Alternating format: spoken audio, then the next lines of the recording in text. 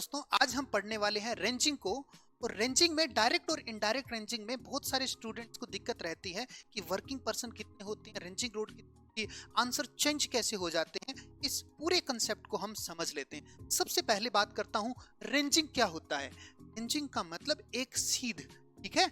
अगर कोई ए और बी दो पॉइंट गिवन हो तो उनके बीच में इंटरमीडिएट पॉइंट लगाना रेंजिंग होता है। रेंजिंग दो टाइप की होती, एक डायरेक्ट रेंजिंग और एक इनडायरेक्ट रेंजिंग। अब डायरेक्ट रेंजिंग का मतलब जो दो गिवन पॉइंट ए और बी है वो इंटरविजिबल है, आपस में दिखाई दे रहे हैं। और यहाँ पर दोनों गिवन पॉइंट इंटरविजिबल नहीं है तो हम इनडायरेक्ट रेंजिंग पे जाते हैं। सीधा सा मेथड, अगर कोई डायरेक्ट तरीके से काम नहीं होता है तभी हम इनडायरेक्ट तरीके से करते हैं। चलिए समझते हैं डायरेक्ट रेंजिंग का क्या तरीका है।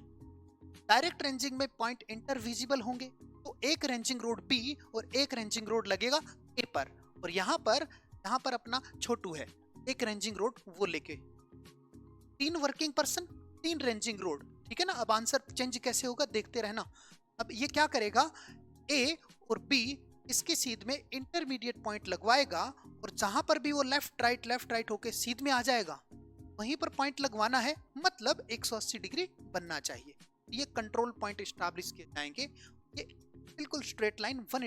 कंफ्यूजन वाली बात ये है कि इसमें से ये कह रहे हैं साहब छुट्टी दे, काफी दिन से कहा कि अभी छुट्टी दे देते हैं। अब एक कंडीशन आई जिसमें मुलायम मिट्टी है, सॉफ्ट सॉइल है। आपको लगा आज का सर्वे बड़ा आसान है और आज एक वर्किंग पर्सन को छुट्टी पे भेज, एक या दो। यहां पर आपको सर्वेयर होना चाहिए और रेंजिंग रोड को मूव कराने वाला भी एक वर्किंग पर्सन चाहिए। तो अगर रेंजिंग रोड गार्ड के छोड़ दी जाए सॉफ्ट सॉइल में तो दो वर्किंग पर्सन तो एक्टिव रहेंगे ही रहेंगे। अगर पूछा जाए क्वेश्चन में, नंबर ऑफ रेंजिंग रोड 3 ही होगी हर केस में, ठीक है ना, ये कभी चेंज नहीं होगा। लेकिन वर्किंग पर्सन आपके क्या हो सकते हैं, 3 की बजाय 2 हो सकते हैं जब एक रेंजिंग रोड गार्ड दी जाए, ठीक है ना। सॉफ्ट सॉइल की कंडीशन में नंबर ऑफ वर्किंग पर्सन क्या हो जाएंगे, 2 हो जाएंगे। वहीं इनडायरेक्ट रेंजिंग को समझते हैं। डायरेक्ट रेंजिंग का मतलब given points are non intervisible. Direct ranging का दूसरा नाम रेसिप्रोकल रेंजिंग भी होता है। कई स्टूडेंट्स रेसिप्रोकल लेवलिंग को ही रेसिप्रोकल रेंजिंग समझ ले, जो कि अलग है। ओके, तो यहां पर ए से बी दिखाई नहीं दे रहा है, बी से ए दिखाई नहीं दे रहा है, नॉन इंटरविजिबल। उस केस में अलग से कोई दो पॉइंट माने गए हैं सी एंड डी, ओके, जो कि सी और डी बी से भी इंटरविजिबल है और ए से भी इंटरविजिबल है।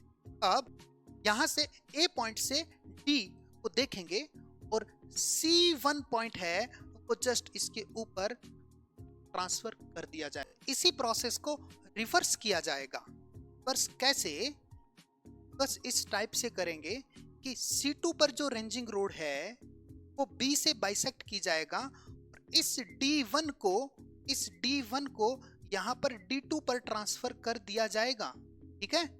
इसी टाइप से इसी प्रोसेस को रिपीट करेंगे, लगातार पॉइंट आगे जाएगा और लास्ट में point straight line, imaginary straight line के ऊपर आ जाएगा। ये मान लीजिए ये अपने पास C पॉइंट आ गया, ये D पॉइंट, मतलब ऊपर की तरफ ये पॉइंट आ गया C और ये पॉइंट D आ गया, ठीक है ना। अब इसको मेजर करना काफी ज्यादा आसान है।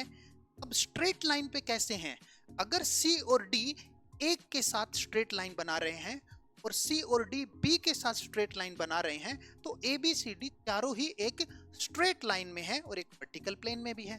अब इसको यहाँ इसके अलोंग मेजर कर लिया जाएगा और स्लोप करेक्शन प्रोवाइड कर देंगे। फिर अगेन यहाँ पर दोबारा से मेजर किया जाएगा और अगेन B तक मेजर कर लिया जाएगा। तो यहाँ पर A C D B की यहाँ पर ये डिस्टेंस आ जाएगी जो कि आप करेक्शन प्रोवाइड करके हॉरिजॉन्टल डिस्टेंस बना लो। तो यहाँ पर अपने पास आपने देखा कि 4 रेंजिंग रोड चाहिए आपको। कितनी रेंजिंग रोड, 4 रेंजिंग रोड चाहिए। कितने वर्किंग पर्सन चाहिए, 4, ठीक है।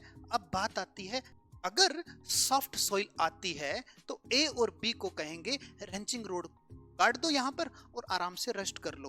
तो यहाँ पर जो सी और डी है वो यहाँ पर सी देखेगा, डी की सीध में डी ट्रांसफर कर देगा और यहाँ पर फिर डी देखेगा सी को ट्रांसफर कर लेगा। मतलब दो बंदे रेस्ट कर रहे हैं, तो अभी दो वर्किंग पर्सन एक्टिव हैं, तो दो वर्किंग पर्सन यहां पर। इट मीन आपको कंक्लूड कर दूं डायरेक्ट रेंजिंग में तीन वर्किंग पर्सन, तीन रेंजिंग रोड, जबकि सॉफ्ट सोल आएगी तो रेंजिंग रोड तीन ही रहेगी, वर्किंग पर्सन दो हो जाएंगे। इसी प्रकार यहां पर भी वर्किंग पर्सन दो हो जाएंगे, रेंजिंग रोड चार ही रहेगी। ठीक है, ओके। अब तो इनडायरेक्ट रेंजिंग में हमने नॉर्मल कंडीशन में कहेंगे तो चार रेंजिंग रोड और चार वर्किंग पर्सन होंगे। स्पेशल केस ये हुआ, अगर रेंजिंग रोड को गाड़ा जाना पॉसिबल है तो हम दो वर्किंग पर्सन से काम चला लेंगे। ठीक है, तो दोनों ही स्पेशल केस में आपने देखा डायरेक्ट और इनडायरेक्ट रेंजिंग में दो वर्किंग पर्सन से काम चल रहा है। ये आपका रेंजिंग का